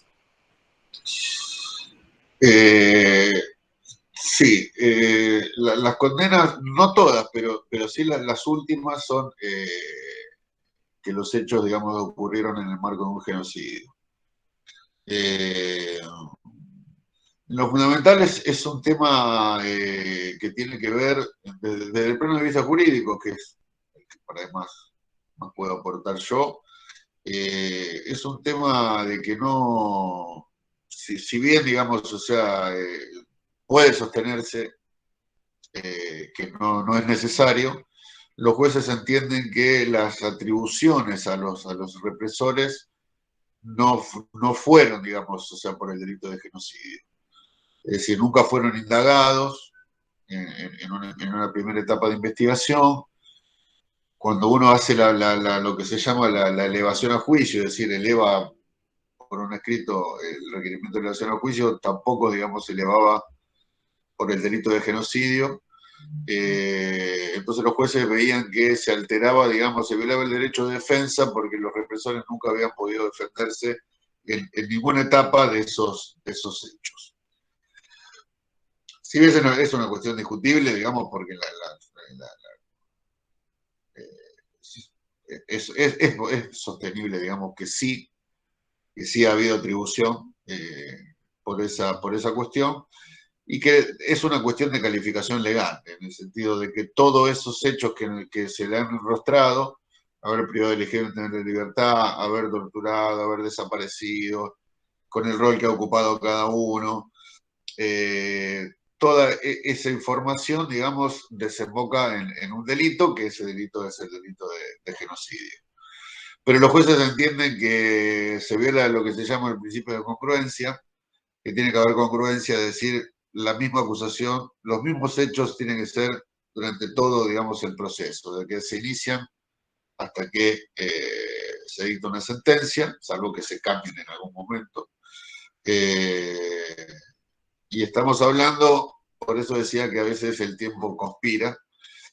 Las primeras indagatorias fueron en el 2004 y las sentencias, digamos, más enriquecedoras fueron 2010-2012. Entonces, para el Ministerio Público, hablo, se nos hacía a veces muy difícil sostener la validez de esa imputación. teníamos el argumento de que era posible, pero sabíamos la opinión de los jueces en ese sentido. Y recién en el juicio de FC2 se habla del segundo genocidio, en el marco del segundo genocidio, pero no se condena, digamos, por ese delito porque nunca se lo había indagado y nunca se había podido defender. El Ministerio Público a veces estuvo más cerca de ese delito, a veces menos cerca. Y porque también todo, ahora que uno que lo piensa, que estamos en el 2020, pero era a veces intentar lograr que se avance. Es decir, nosotros veíamos a veces la problemática de, porque por supuesto que nosotros el primer juicio, como dije, era con 30 víctimas, el segundo fue con 120. Creo que uno de los últimos fue, o va a ser, digamos, ya con casi 200. Todos queríamos hacer juicio como hacía en Buenos Aires, con 800 casos en ESMA, con todos los represores posibles. El problema es que si nosotros esperábamos esa posibilidad, no hubiésemos hecho ni el primero ni el segundo juicio. Y había que lograr una sentencia, porque la sentencia tiene un correlato de verdad, y había que lograr una sentencia. Yo a veces tomaba como ejemplo, hablaba con los fiscales amigos en Santa Fe, que ellos hacían los juicios contra 2 represores, 10 víctimas, y al rato hacían otro más y otro más. Y yo decía, ¿por qué no lo juntan? Porque a veces las cosas no están todas juntas, valga la redundancia, para llevarlas a juicio. Y esa era, como te digo, acá el tiempo conspira, nos juega en contra, y entonces había que tomar la decisión a veces de, bueno, hacer el paquete más grande de casos que podíamos tener, tratar de juntar el paquete de represores que más podemos juntar, digamos, y llevarlos a juicio. El primer juicio de FC fuimos con 6 represores. Ya había, digamos, ya había presos 8 más. Podríamos haber empezado, ¿no? Esperado y poder haber empezado todo un solo juicio. Pero las diferencias de años que hay entre uno y otro, el FC1, como dije, duró 2 años. Con lo cual, digamos, tendríamos que haber esperado mucho tiempo para poder englobar eso que nosotros queríamos, que era tratar de que sea una sentencia lo más abarcativa posible. Y tomamos la decisión, bueno, la procuración, digamos, y nosotros también estuvimos de acuerdo, de intentar al menos rápidamente condenar, porque además los represores estaban presos desde el año 2004 y nosotros estábamos haciendo los juicios en el año 2012. Entonces no era tan sencillo explicar que estaban en prisión preventiva y que nosotros intentábamos, o sea, la Argentina cada 2 por 3, o sea, era sancionada porque tenía presos de preventiva sin juicio, digamos, por la propia normativa internacional. Y bueno, nosotros, le dábamos pelea, pero tampoco era tan sencillo. Entonces, una sentencia, eso también cortaba las chicanas, cortaba los riesgos de libertades, el tipo pasaba de estar casi al borde de la libertad a tener que cumplir una prisión perpetua. Con lo cual no fueron decisiones fáciles, y en ese marco se engloba la calificación de genocidio. Es absolutamente posible, esa es una opinión, digamos, personal, no hace falta, yo creo que todos están indagados por todos los hechos que se le han atribuido conforman el delito de genocidio. Yo no creo que haya que imputar nuevamente para condenar por genocidio. La querella de Gabriela, digamos, es la que mejor trata el tema y es la que más ha luchado, Durruti y Pellegrini, son las que más han luchado por mantener, digamos, la aplicación de ese delito. Pero no nos ha sido sencillo, y las particularidades que tenía el delito de lesa humanidad eran mucho más dadas, y los jueces no eran tan reticentes a aplicarlas. Con lo cual, digamos, no era una cuestión, digamos, que ocultaba nada, y nos permitía, digamos, o sea, poder llegar a las condenas que queríamos. porque además se morían también las víctimas, o sea, y había, el juicio oral tiene formas de poder cubrir ese bache, cubrir ese agujero, pero siempre en la medida que haya declarado antes, incorporar por lectura, algún testimonio, alguna carta, pero había gente que no había declarado ni en la CONADEP. El relato lo encontrábamos porque un amigo le dijo, entonces venía a la fiscalía, nos contaba algo que no sabíamos del caso, nunca habían declarado, y esos casos no hubiesen podido, y más, y quedan muchísimos que van a quedar así, no hubiésemos podido incluirlos en ningún lado. Yo me recuerdo que en la primera parte había casos que nos mirábamos y decían, ¿de dónde salieron estos tipos? Porque no los nombraba nadie, nunca habían declarado en ningún lugar, y teníamos 2 papelitos, digamos. Si no hubiésemos tenido esos 2 papelitos, no hubiésemos podido, digamos, llegar a poder darle un poco de justicia a esos casos. Entonces también corríamos un poco con eso, y en la medida que no nos engañemos y en la medida que no contenemos por cosas que no eran, y los delitos de lesa humanidad, digamos, o sea, por supuesto que eran, intentábamos poder llegar a juicio.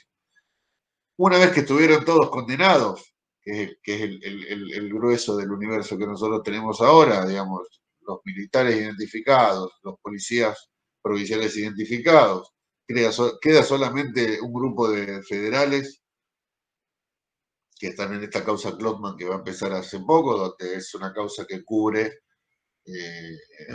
cómo trabajaron durante un periodo de tiempo juntos la inteligencia militar y la Policía Federal. Y después no hay muchos más represores identificados para llevar a juicio. Ahora sí, posiblemente se pueda pensar de otra manera.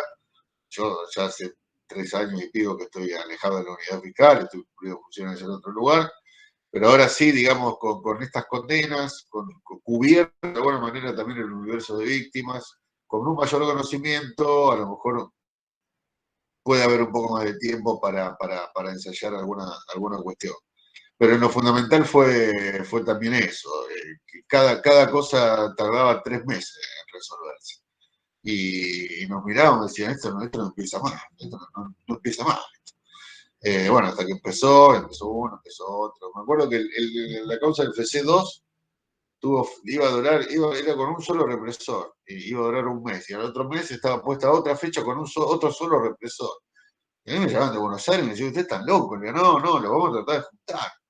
Bueno, logramos meter esos 2 represores en otro juicio que veníamos también armando, y se hizo el FC2, que tuvo, digamos, un gran número de represores, ya con otro contexto, pero bueno, pudimos sacarlo adelante porque los represores también,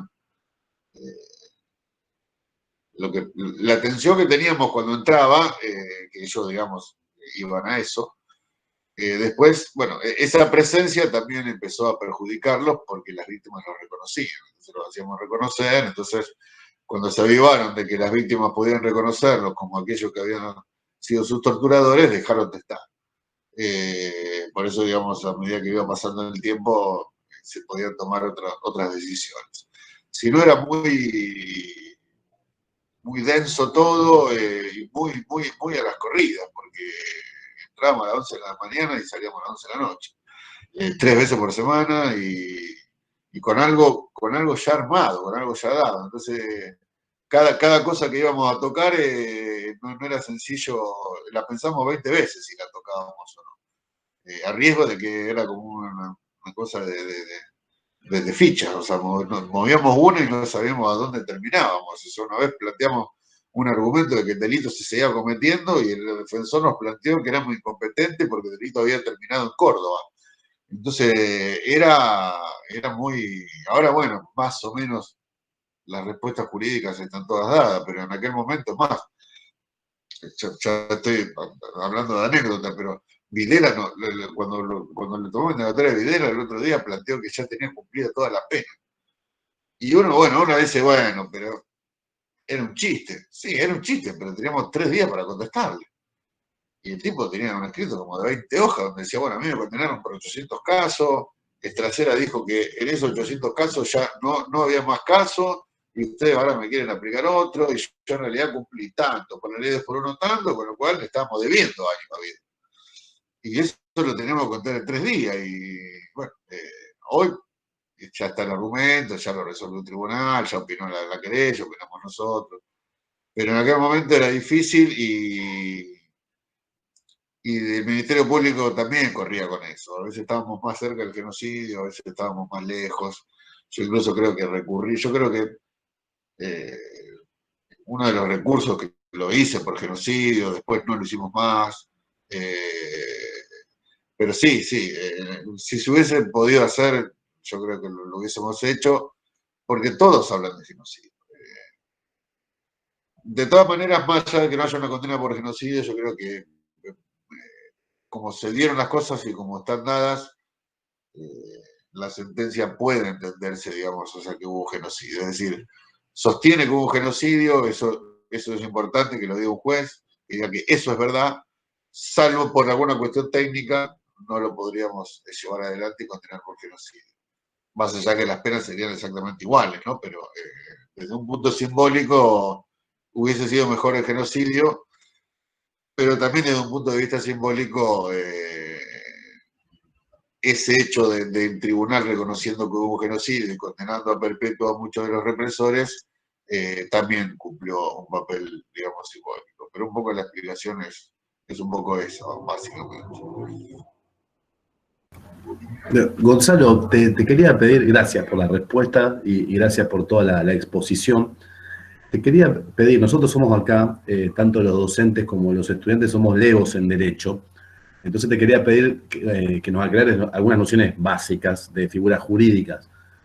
Bueno, la primera distinción que te quería pedir que si puedes hacer es entre crimen de lesa humanidad y genocidio, como te preguntó Lucas, y después también quisiera que nos aclares un poquito, vos hiciste referencia a también otra figura jurídica que me pareció muy interesante también a la hora de pensar procesos desde los campos de la teoría política, de la filosofía, de la sociología y la antropología, que son los crímenes que se siguen cometiendo hoy en el presente, ¿no? Entonces te quería pedir un poco, ¿no?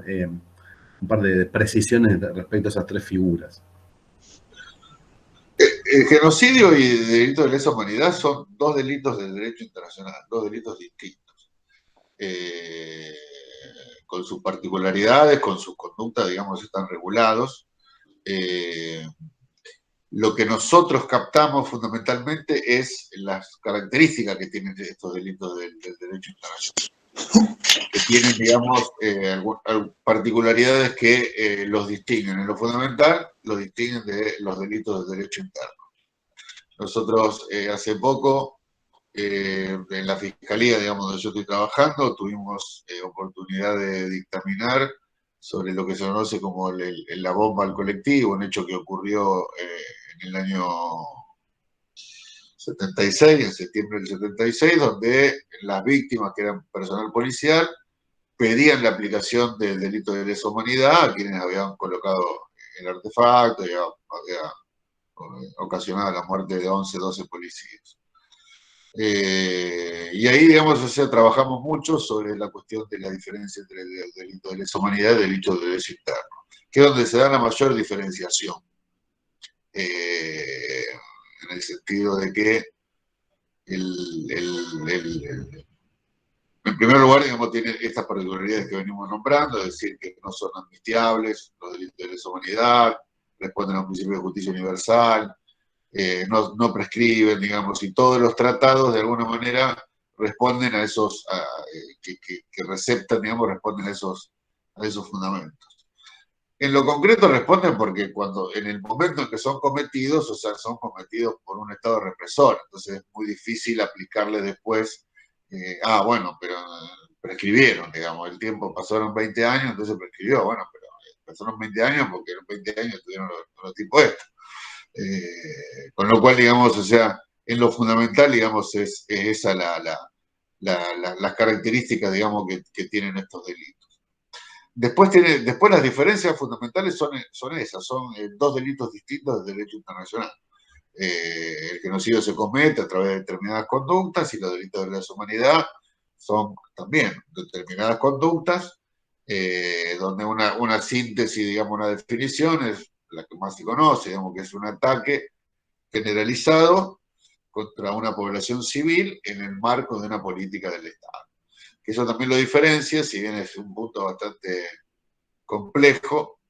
En principio son solamente cometidos por el Estado, la Argentina recepta, digamos, esa cuestión, pero puede también ser cometido por particulares, pero la línea, digamos, ahí divisoria es que sea conforme a la política, digamos, del Estado. Es decir, puede tener o la quiesencia o el permiso, o que se enmarca desde ese lugar. En la causa 13 se habló de alguna manera, hay algunos indicios de por qué. En lo fundamental se hablaba del ERP, del Ejército Revolucionario del Pueblo. Acá, digamos, es en este caso que yo estoy mencionando, digamos, también se hablaba, no del ERP, porque el delito estaba atribuido a la organización Montoneros, pero se hacía, digamos, toda una cosa de que habían tenido territorio propio, es decir,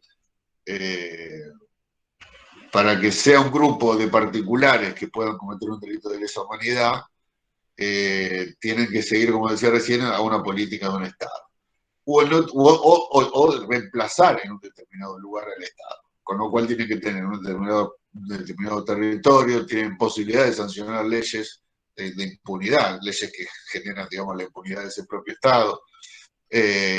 Y aquí, digamos, los grupos que participaron acusados, digamos, por los represores montoneros o el ERP, nunca tuvieron eso, nunca tuvieron, o ayuda internacional, decían que iban a Cuba, al Líbano, bueno, que recibían ayuda económica, entrenamiento militar, entonces querían conformar esas cuestiones para sostener que habían sido cometidos por personas que eran equiparables a los represores mismos y por tanto también eran delitos de lesa humanidad. Un poco una especie de teoría de los dos demonios más avanzada y más jurídica de ese hecho. Eso en la causa 13, si bien está tocado así nomás, está dicho, digamos, que ninguna de los grupos subversivos, como dice también la causa 13, porque tiene todo un lenguaje de la teoría de los dos demonios, ni tuvo territorio, ni tuvo posibilidad de sancionar leyes, ni tuvo ayuda internacional, ni tuvo armamento. Es más, ¿cómo va a tener armamento si hay miles y miles de operativos donde iban a la comisaría, digamos, a robar armas? Con lo cual, ¿quién? O sea, hay un montón también de consentidos y de pavadas que se dicen, pero los intentos por ahí venían por ese lado. Pero entre genocidio, volviendo a lo que me preguntaba, genocidio, son dos delitos del derecho internacional, nada más. La mayor diferencia, digamos, se da entre el derecho interno y los delitos de lesa humanidad con estas particularidades. Y hay otra cosa más que preguntaste, pero no me acuerdo. La otra pregunta tenía que ver con eso que vos mencionabas sobre los crímenes, por ejemplo, lo de las desapariciones, que son crímenes que continúan en el presente. Sí. Sí, en su momento, como te dije, se trató de aplicar el ingenio con el 98 sobre todo, porque la derogación de las leyes que hace de la Rúa nos trajo, digamos, bastante problema. Y entonces intentamos, de alguna manera, ir a lo que era un delito continuado. Lo voy a tratar de explicar lo más sencillamente posible. El delito continuado, como su nombre lo indica, es un delito que empieza y continúa durante todo el tiempo. La desaparición forzada de personas, hasta que no aparezca el cuerpo, se sigue cometiendo. Esa desaparición, digamos, o sea, sigue, a nivel jurídico, digamos, se sigue cometiendo. Con lo cual, la ley aplicable al momento la ley que se aplica es al momento en que cesa esa desaparición o que cesa ese delito. Mientras se siga cometiendo, se aplica esa ley. Pero eso lo hicimos fundamentalmente para saltar la valla que significaba el 98. No porque el delito de desaparición forzada no sea continuado, es continuado, digamos, como una privación legítima de la libertad, que continúa en todo momento hasta que la persona es liberada.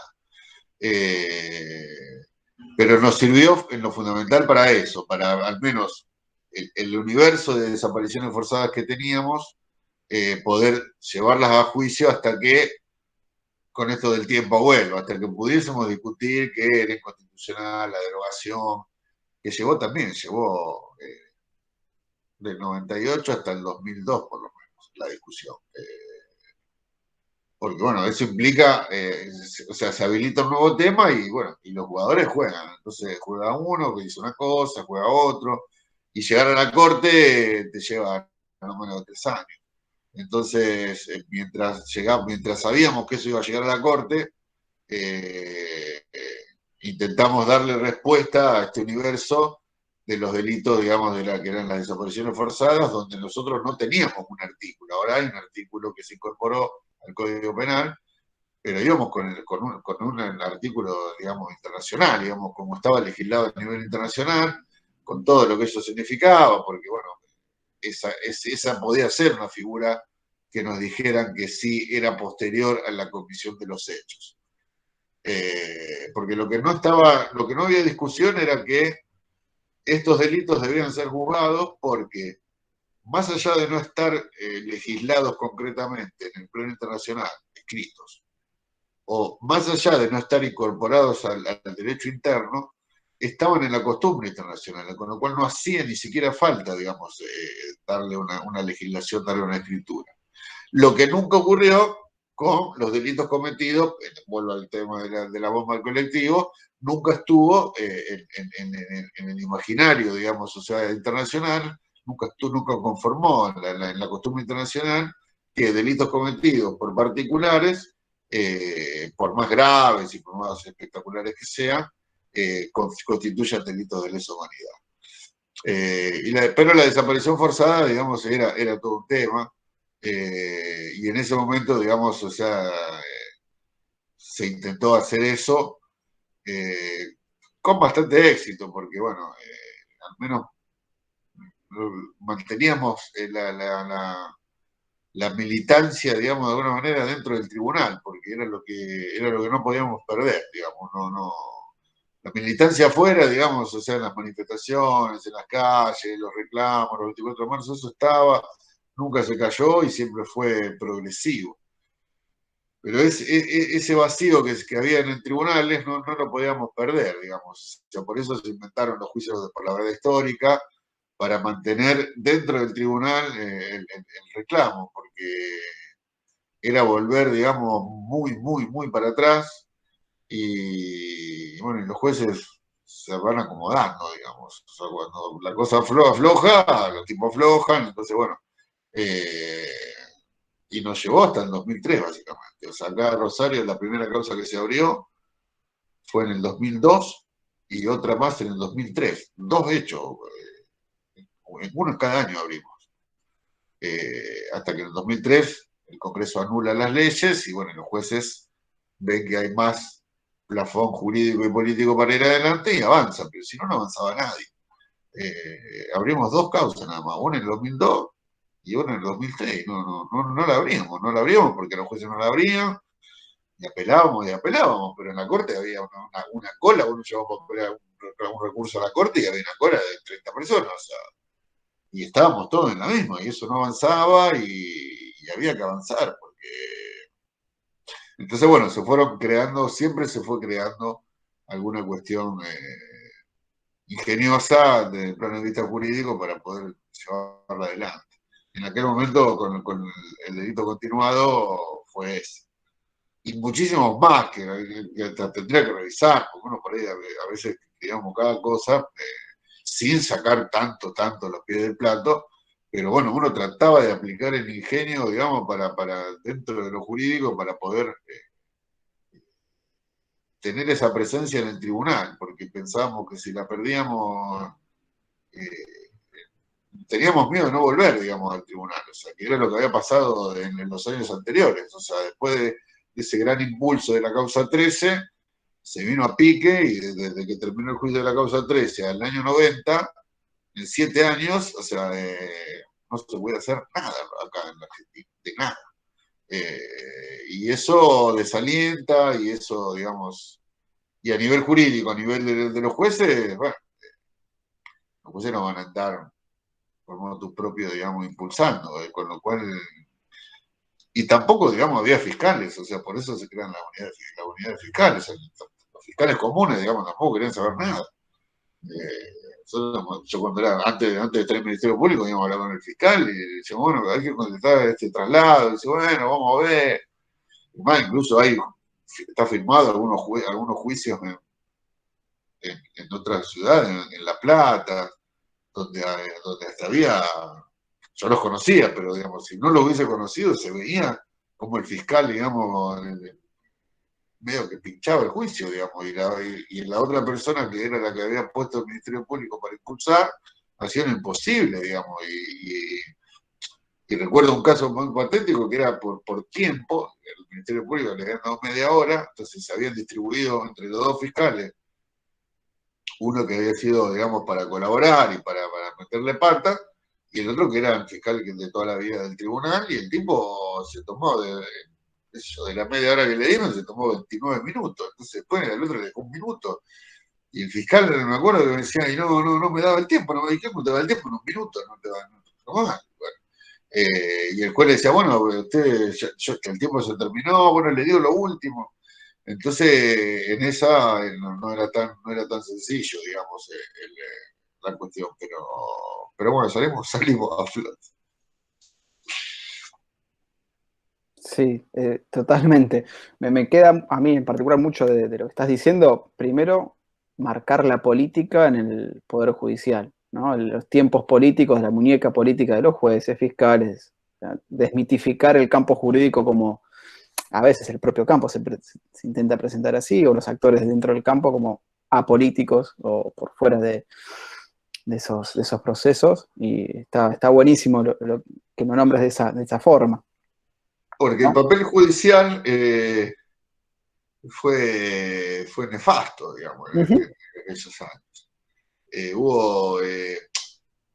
Hay una famosa carta que es muy gráfica, una carta que le escribe, que nosotros la encontramos en los archivos de la DIPA, de la Dirección de Inteligencia de Buenos Aires, que era una carta que le mandaba Fecé a Grondona, al periodista Grondona, y ahí le explicaba lo que era Rosario, usted no sabe, le decía lo que son los subversivos, y lo que hacen, y qué sé yo. Y si yo le pido que usted lo explique, porque yo soy policía, yo soy cana, y usted es periodista reconocido, digamos, era muy jovencito, digamos, no recuerdo ahora el año, pero Grondona era bastante joven, pero ya era un tipo conocido.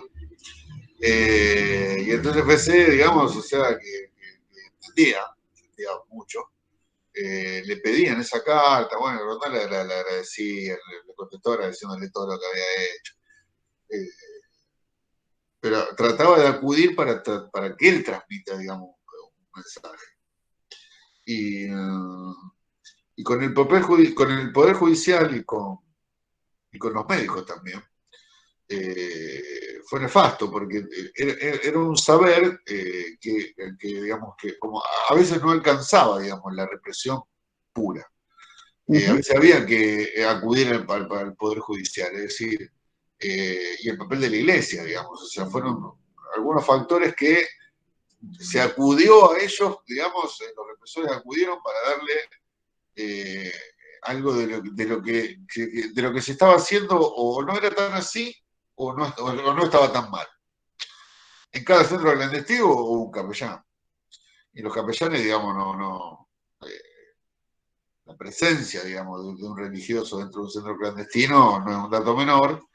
Y era justamente, tenían un montón de funciones más, es decir, tranquilizar a los familiares para que no hagan reclamos. Recolectaban información, por supuesto, digamos, las víctimas que eran católicas, digamos, salvo en la presencia de un capellán, digamos, o sea, a veces, digamos, o sea, podían confiar, bueno, era una situación muy difícil, pero tenían esa función, cuando no alcanzaba, digamos, había que acudir a otro papel. El papel del médico, digamos, o sea, las personas que no fueron asesinadas o no fueron desaparecidas pasaban del centro clandestino a una, pongámosle, cárcel legal. El ingreso a esa cárcel legal estaba dado por un médico, que era el que le daba el apto, como de ahora, si me quieren, cuando uno entra a una comisaría y sale, hay un médico que dice que entró bien y salió bien. Bueno, ahí los médicos jugaban un papel muy importante porque era un poder indiscutible, digamos. O sea, esa persona había estado en un centro clandestino durante 6 meses, entra a un penal y está apto. Entonces, ¿cuándo la torturaron? No la torturaron nunca. Entonces, ellos no están así. Y nosotros tenemos relatos de personas que entraban, digamos, desangradas directamente, o sea, al centro, con lo cual, pero era indiscutible después ese papel. Y el Poder Judicial hizo lo mismo, legalizó todo lo anterior, que digamos, un poder muy fuerte, digamos, o sea, todas esas declaraciones e informaciones que yo comentaba al principio, que eran extraídas bajo tortura, o permitían, digamos, o sea, hacer continuar la rueda para buscar más información, o eran volcadas a los expedientes judiciales de la justicia federal que daban por normal esa cuestión, y es más, la primera hoja de todas las causas que se le hicieron a las víctimas en aquellos años, la famosa causa por la ley 2840, tenían aquí en Rosario tenían, la primera hoja era el acta que había sido, digamos, arrancada bajo tortura, donde se enunciaban cuáles habían sido los hechos, los tipos confesaban, más, o sea, confesaban que habían integrado grupos, digamos, que ninguno se conocía con nadie. Hay expedientes donde dice, bueno, esto es una banda de montoneros y está tal, tal, tal y tal. Y después, bueno, cuando nosotros nos familiarizamos y los conocíamos, o sea, por ahí a veces militaban en distintos grupos, con lo cual ni se conocían. Pero bueno, ese armado del centro clandestino tenía la legalización del Poder Judicial, que era, digamos, o sea, empezaba y terminaba con una condena, digamos, de que cada 10 causas podía haber una absolución, que imagínense para que el Poder Judicial absuelva a esa víctima lo que no había nada. Porque si no, todo eso, digamos, o sea, era oficializado, legitimado, eh, y eso era muy difícil de contrarrestar. Por eso la importancia, tanto para las víctimas y también para el proceso de verdad, es que un juez reconozca que que muchas de las cosas que se decían no eran verdad, me refiero a lo que escribía el Poder Judicial, a lo que escribía el saber médico, y que sí era verdad lo que decían las víctimas durante todo momento. Que no hubo, digamos, como decían los defensores, una discontinuidad, que a veces decía una cosa, después se decía otra, las víctimas declararon una vez, después decían otra cosa. Esa verdad que siempre se declaró, digamos, es la que se recogió en la sentencia donde participamos nosotros, y tiene un valor simbólico importantísimo, no solamente para las víctimas, sino para poder reconocer, digamos, y para poder echar por tierra esta cuestión, tanto de los dos demonios, como de que esto no era tan así, que bueno, que a lo mejor, pero hubo que acudir a papeles nefastos. El Poder Judicial, la Iglesia y el saber médico cumplieron un papel fundamental. Y por cuestiones de tiempo, vos fijate, no llegamos a médicos. Cuando yo entré a la unidad fiscal, que iniciamos algunas investigaciones, no había ningún médico vivo. A Citelli, bueno, alcanzamos a pedir la indagatoria porque era el capellán del Servicio de Informaciones. Te lo iba a preguntar. Claro, el capellán alcanzamos a pedir la indagatoria, bueno, la peleamos hasta ahí y se murió a los 2 días que inició el juicio. Y los jueces de aquella época prácticamente están todos muertos, digamos. Jueces, defensores, porque globalmente era un equipo, digamos. Los defensores, si bien, o sea, no eran los defensores militares, pero también jugaban a legitimar lo que se había hecho. Y los fiscales, bueno, ni hablar, porque los fiscales, imagínense que, a diferencia mía, los fiscales acusaban a las víctimas, digamos, porque eran los que habían cometido el delito. Y la justicia federal estuvo bastante aceitada en eso, con lo cual, y eso también se pudo desandar, digamos, me parece que en este tiempo se pudo correr el velo y pudimos saber quién era quién, y pudimos saber dónde estaba cada uno, y si bien a veces no teníamos tanta claridad en los expedientes, digamos, o sea, estaba ese papel.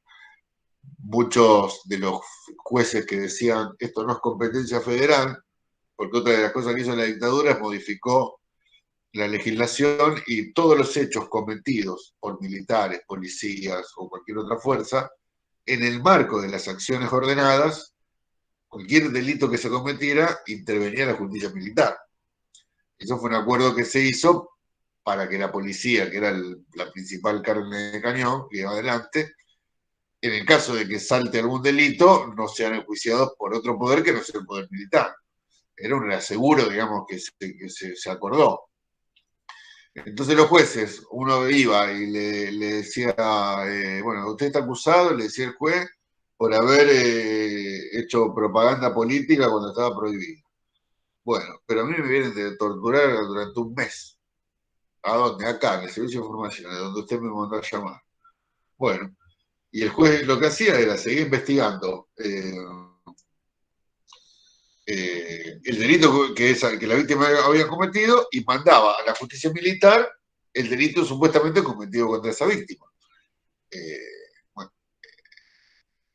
eso en lo fundamental permitió la no investigación de miles y miles de hechos, porque, bueno, imagínense, cuando la mandaban a la justicia militar, nada, de nada, imagínense. Y hoy, a partir de otro conocimiento, de mucho conocimiento que tenemos, o sea, pudimos saber, digamos, que eso no era así, más allá que la norma no era legal, la interpretación que hacían los jueces tampoco era legal, porque ninguno de los delitos cometidos en esa operación, ninguna operación de esas era legal. Y la norma, digamos, que ellos habían sancionado era operaciones legales, digamos. O sea, entonces, y el tribunal, digamos, los jueces federales sabían, porque los jueces federales antes de hacer eso contestaban, o habían contestado más de 100 habeas corpus. Entonces, si no lo sabían, tenían que saberlo. Pero bueno, fue una maraña muy bien construida y que impidió conocer la verdad, por un lado, y legitimar todo un sistema, digamos, que bueno, con los años se cayó a pedazos, pero que en aquellos años le funcionó a todos. Totalmente. Una de las tantas cosas con las que me quedo de tus respuestas es, en la primera parte, cuando hablabas con Fede, es que nos estás dando argumentos jurídicos para fortalecer o robustecer el argumento político de por qué los dos demonios es un argumento falaz, por qué el de la memoria completa es un argumento falaz, por qué el de la venganza en lugar de justicia es un argumento falaz. Y vos citabas el ejemplo de la bomba de Montoneros, o sea, que se indilga a Montoneros en calle Junín, septiembre del 76, que para los que no sepan hay un monolito y unas placas recordando a las víctimas de ese hecho en lo que es la entrada hoy en día del shopping Alto Rosario. Esa causa, más la de la Rambure, ¿no?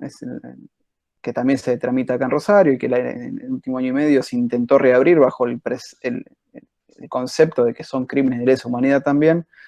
Por suerte eso no prosperó, pero digo, son parte de este ciclo negacionista, que es los dos demonios recargados, como dice Daniel Feierstein, que no niegan, sino que relativizan, distorsionan, minimizan, con el objetivo de, ya que no podemos evitar ser condenados nosotros, que caigan todos los demás, por así decirlo, o que caigan las víctimas, ¿no? Los que nos están juzgando a nosotros. Así que, bueno, nada, nos estás ayudando mucho a construir estos argumentos, a robustecer estos argumentos.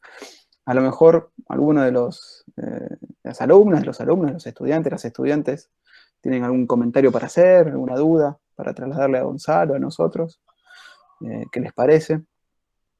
¿Alguna impresión?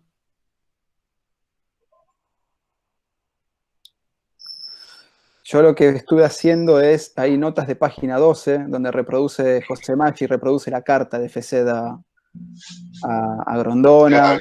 Salió una nota en el momento. Ese material lo vamos a sumar a la página del curso en comunidades. Una recomendación, algo ahora me acuerdo, vos habías nombrado cómo los procesos judiciales en Europa en los 90, juzgando los crímenes de Argentina, se habían dado. Bueno, ahora se está dando a la inversa. El franquismo está siendo juzgado en Argentina, Claro. en el juzgado de Servini de Cubría, Servini, ya no es más de Cubría. Hay un documental muy bueno en Netflix, El silencio de los otros, que es sobre la querella, lo que se llama la querella argentina. Se los recomiendo, se los recomendamos, lo vamos a subir también no el documental completo, eso sería un delito, pero sí el trailer aunque sea, y después vemos cómo lo conseguimos. Hay, bueno, también parte de la sentencia al juicio de las juntas, un extracto del video, no el alegato de Estracera, que ya es muy conocido, pero sí los fundamentos o la lectura de la sentencia. Sí, eso del franquismo es exactamente así.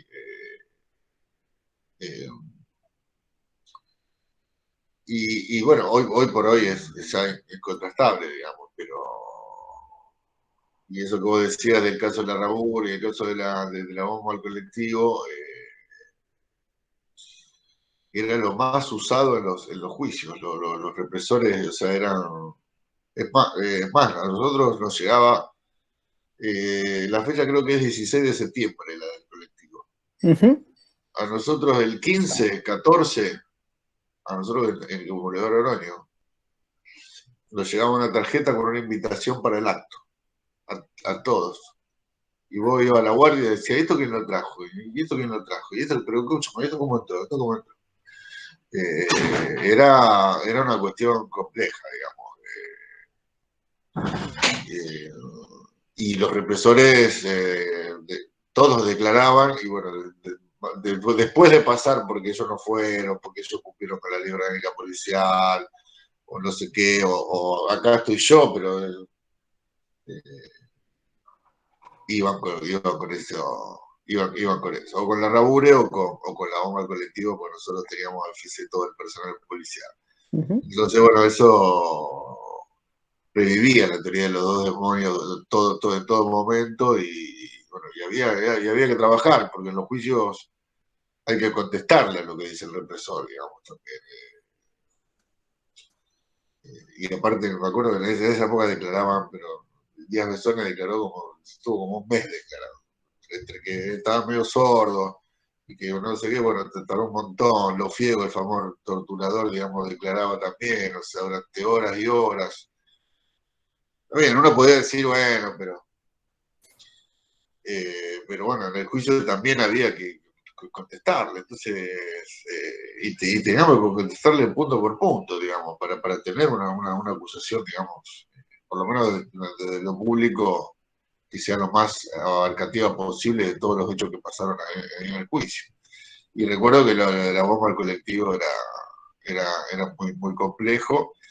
Y los represores acudían también a eso, acudían a que había un cura, acudían que ellos trabajaban para los jueces, que ellos les llevaban los presos a los jueces. Con lo cual ellos de alguna manera, además, muchos jueces fueron ofrecidos de testigos por los represores. Incluso había uno de los represores que ofrecía médicos, que después, bueno, en realidad nosotros ya sabíamos que estaban todos muertos, pero ofrecía funcionarios judiciales de aquella época, médicos, eclesiásticos, para de alguna manera demostrar que no era así, que todo esto que se estaba diciendo no había pasado así, y que era todo legal y que pudo haber excesos. Pero bueno, eso siempre estuvo plasmado, siempre estuvo, digamos, ahí. Pero en el mejor de los casos había habido excesos, pero nunca, digamos, un plan ni secreto, ni con órdenes ilegales, ni centro clandestino, ni desapariciones forzadas. Y para dar cuenta de eso estaban los jueces, los médicos y bueno, en este caso, digamos, los capellanes de los centros clandestinos. Entonces, bueno, había que ir también contra eso, ya sea tratando de imputar lo que no podíamos porque estaban muertos, pero al menos dejar reflejado en el juicio que era mentira. Dejar reflejado, había que contrastar ese apto que firmaba el médico, que está apta la persona para entrar, donde había mujeres que entraban con hemorragias, digamos, con papeles de diario, digamos, y el médico firmaba un apto. O un habeas corpus rechazado, donde decían que sí, que estaba en el servicio de información esa persona, pero que estaba siendo interrogada por la sección de judiciales, y si uno iba más o menos a ver, el horario no lo podíamos tener, pero sí más o menos en qué días había sucedido eso, en esos días, digamos, la víctima estaba contando que era salvajemente torturada, digamos. Entonces, en ese contraste, el que tenía que decir, es así como dice el Ministerio Público, como dicen las víctimas, era un juez. Eso fue necesario, sigue siendo necesario y bueno, lo intentamos hacer lo más rápido que pudimos. Bueno, gracias, Gonzalo. Bueno, Clarísimo todo y muy bueno, muy bueno. bueno, Muchas gracias. Espero haberle servido y bueno, Totalmente. un saludo a todos. Gracias. Ya te liberamos. Listo, chao. Muchas gracias. Muchas gracias, Gonzalo. Nos vemos. Quédate Y bien. a los demás también, gracias por estar en esta tercera clase. Nos vemos la semana que viene. La próxima clase vamos a cerrar la unidad número 2. Ahora vamos a hablar desde el punto de vista de la querella en los procesos de justicia. Ya hablamos de la protección de testigos, una tarea que realiza el Poder Ejecutivo Provincial. Acabamos de saber cómo trabaja el Ministerio Público Fiscal, que es la acusación del Estado en los procesos de delitos de lesa humanidad. Y la semana que viene con Gabriela Durruti, abogada representante de la Asamblea Permanente por los Derechos Humanos, trabajadora del Museo de la Memoria. Vamos a saber cómo es planteado el proceso desde el punto de vista de la querella de los representantes directos de las víctimas. Como contó Gonzalo, el fiscal en estos casos acusa a los funcionarios militares, a los ex militares o miembros de fuerzas de seguridad, pero no siempre es así. La fiscalía en otras épocas acusaba a las víctimas. Ahora vamos a escuchar la semana que viene cómo las víctimas acusan a los genocidas. Así que bueno, muchas gracias, nos vemos dentro de una semana y yo voy cortando la grabación que como siempre queda a disposición de nuestra página de comunidades.